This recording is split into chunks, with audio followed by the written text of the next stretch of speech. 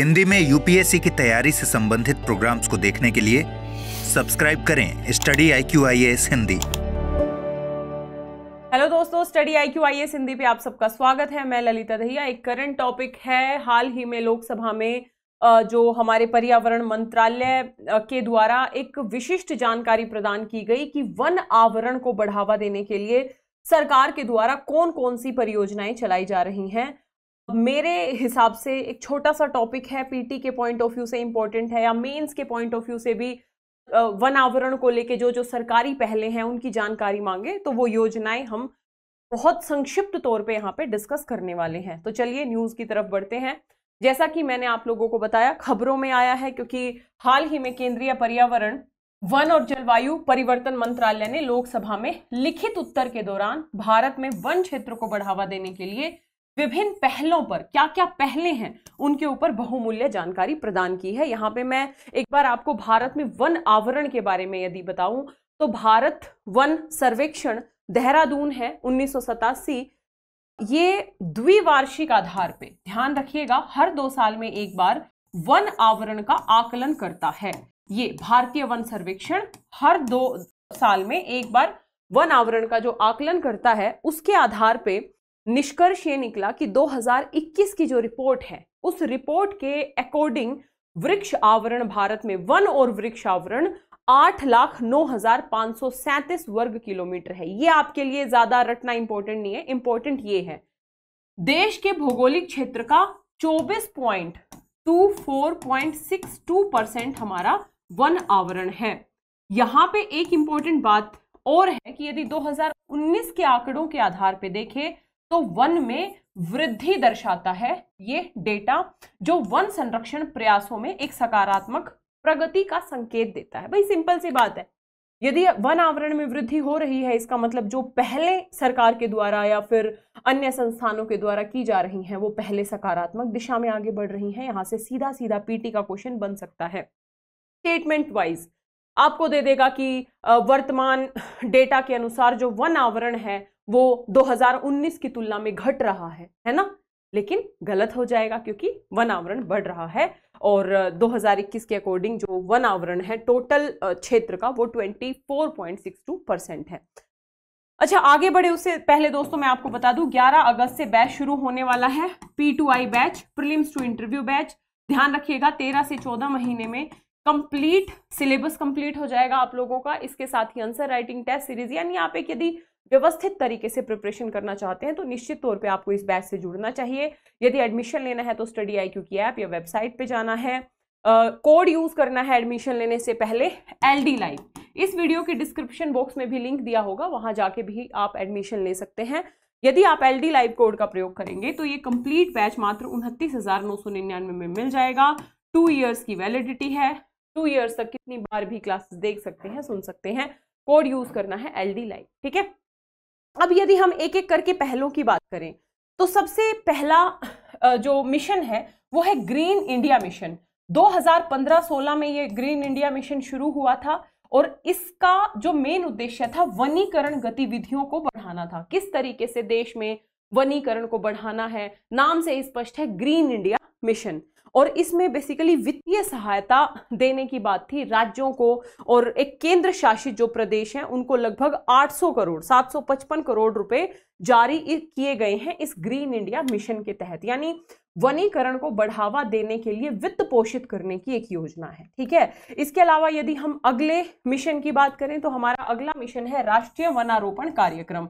नाम से ही स्पष्ट है, राष्ट्रीय वनारोपण कार्यक्रम मतलब जो भी नष्ट हुए वन हैं और आसपास के क्षेत्र हैं उनको पुनर्जीवित करने के लिए इसको क्रियान्वित करने की बात की गई है ना। जो नष्ट हो चुके हैं या फिर प्रयोग में आ चुके हैं उनको पुनर्जीवित करने के लिए बेसिकली राष्ट्रीय वनारोपण कार्यक्रम है। और वर्तमान में इस राष्ट्रीय वनारोपण कार्यक्रम का हरित भारत मिशन में विलय हो चुका है, ठीक है। तो ध्यान रखिएगा हरित भारत मिशन में ये जा चुका है। अगला जो योजना है वो है नगर वन योजना। 2020 में इस नगर वन योजना को शुरू किया गया था, ध्यान रखिएगा। और इस नगर वन योजना का लक्ष्य है 2024-25 तक शहरी क्षेत्र और जो पैरी शहरी क्षेत्र हैं मतलब नगर के चारों ओर के जो शहरी क्षेत्र हैं वहां पे 600 नगर चेन और 400 नगर वाटिका बनाना है, यानी नगरों में भी वनीकरण का विकास हो, उसके लिए नगर वन योजना की शुरुआत की गई थी 2020 में। तो ये भी वनीकरण को बढ़ावा देने के लिए एक योजना है।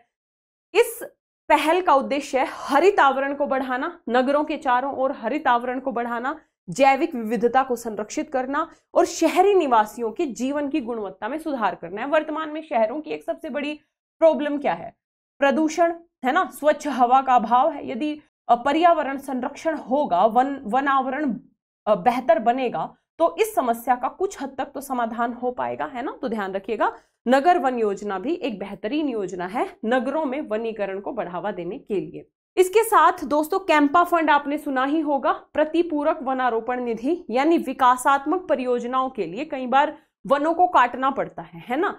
तो ऐसे में उतनी ही संख्या में, जितनी संख्या में वन काटे गए हैं, दूसरी जगह पे वन आवरण के लिए बेसिकली ये फंड बनाया गया है, कैंपा फंड। आप देख सकते हो, विकासात्मक परियोजनाओं के लिए वन भूमि परिवर्तन की भरपाई के लिए, प्रतिपूरक वनारोपण के लिए राज्यों और केंद्र शासित प्रदेशों के द्वारा इस कैंपा फंड का प्रयोग किया जाता है। कैंपा फंड का 90% पैसा राज्यों को दिया जाना है, जबकि 10% केंद्र रखेगी। तो हमने एक बकायदा फंड बनाया है कि भाई यदि विकासात्मक परियोजनाओं के लिए जो वन है वो नष्ट होते हैं, तो उतनी ही संख्या में कम से कम हम दूसरी जगह वन लगाएं, ताकि जो पर्यावरण का संतुलन है हम उसे बनाए रख सके। इसके साथ ये तो सरकारी प्रयास थे, इसके साथ ही बहुत सारे बहुविभागीय प्रयास भी किए जा रहे हैं, यानी केंद्रीय पहलों के अलावा जो भी संबंधित अलग अलग मंत्रालय हैं या राज्य सरकारें हैं, केंद्र शासित प्रदेशों के जो प्रशासन है, इसके साथ ये तो हो गई सरकारी स्तर पे। इसके साथ ही जो गैर सरकारी संगठन है, बहुत सारे एनजीओ ऐसे हैं जो पर्यावरण संरक्षण की दिशा में, वनीकरण की दिशा में प्रयास कर रहे हैं। तो गैर सरकारी संगठन हो गए, सिविल सोसाइटी हो गई, कॉरपोरेट निकाय हैं, जैसे CSR वगैरह का जो फंड देते हैं कॉरपोरेट निकाय, ये वनीकरण को बढ़ावा देने के लिए बड़े स्तर पे फंड दे सकते हैं, है ना। तो इसके साथ ही इनके द्वारा विभिन्न कार्यक्रमों और योजनाओं के तहत वनीकरण गतिविधियां शुरू की जाती हैं। ये भी एक बड़ा योगदान दे रहे हैं वनीकरण को बढ़ावा देने के लिए। यदि इसमें हम कुछ एग्जाम्पल्स की बात करें तो महात्मा गांधी राष्ट्रीय ग्रामीण परियोजना, इस परियोजना में वनीकरण भी शामिल है, गांव का, है ना, या फिर अलग अलग लेवल पे। इसके साथ ही राष्ट्रीय बांस मिशन, तो बांस मिशन अपने आप में वनीकरण को बढ़ावा देने की योजना है। कृषि वानिकी उपमिशन, कृषि वानिकी में भी वनीकरण शामिल होगा। तो ये सारे मिशन इसमें शामिल हैं। इसके साथ ही राष्ट्रीय वन नीति हमारे पास है। ये जो राष्ट्रीय वन नीति है, ये वन प्रबंधन प्रथाओं में जलवायु परिवर्तन शमन और अनुकूलन उपायों को एकीकृत करने पर केंद्रित है, और जो वन निर्भर समुदाय हैं उनके बीच जलवायु परिवर्तन के प्रति लचीला बनाने पे जोर देती है। तो वन नीति भी है जो पूरी तरीके से डेडिकेटेड है कि किस तरीके से वनों को बढ़ाएं, किस तरीके से ऐसे समुदायों का संरक्षण करें जो वनों पे ही निर्भर है ना। तो वन नीति भी है। तो इस पूरे आधार पे हम वनीकरण को बढ़ाने की दिशा में प्रयास कर रहे हैं। पीटी में क्वेश्चन आए तो भी कर सकते हो, मेंस में क्वेश्चन आए तो ये पहल आपको पता होनी चाहिए यदि वनीकरण पे सीधा सीधा क्वेश्चन बनता है तो, ठीक है। तो यदि इस क्लास की पीडीएफ चाहिए तो पीडीएफ के लिए आपको जाना है Telegram channel Lalita Dahiya academy. इस टेलीग्राम चैनल पे आपको मेरी सारी क्लासेस की पीडीएफ, मेरी क्लासेस के लिंक, नोटिफिकेशन सब कुछ मिल जाएंगे। आप इंस्टाग्राम और फेसबुक पेज सेम नाम से है, इस पे भी मुझे फॉलो कर सकते हैं। और आशा करती हूँ ये क्लास आपको अच्छी लगी होगी। यदि क्लास अच्छी लगी है, वीडियो को लाइक जरूर करें, शेयर जरूर करें, चैनल पे नए हैं तो सब्सक्राइब जरूर करें और कमेंट जरूर करें। आपके कमेंट मेहनत करने के लिए मोटिवेट करते हैं। और यदि सिस्टमेटिक ढंग से पढ़ाई करनी है तो 11 अगस्त से बैच शुरू हो रहा है। एडमिशन लेना है तो कोड यूज करना है LD लाइव, ध्यान रखिएगा। इस कोड के साथ ये कंप्लीट बैच मात्र 29,999 में आपको मिल जाएगा। तो दोस्तों इसी तरीके के टॉपिक के साथ मिलेंगे नेक्स्ट क्लास में। तब तक के लिए जय हिंद, जय Bharat, all the best. Hindi में UPSC की तैयारी से संबंधित प्रोग्राम्स को देखने के लिए सब्सक्राइब करें स्टडी IQ IAS हिंदी।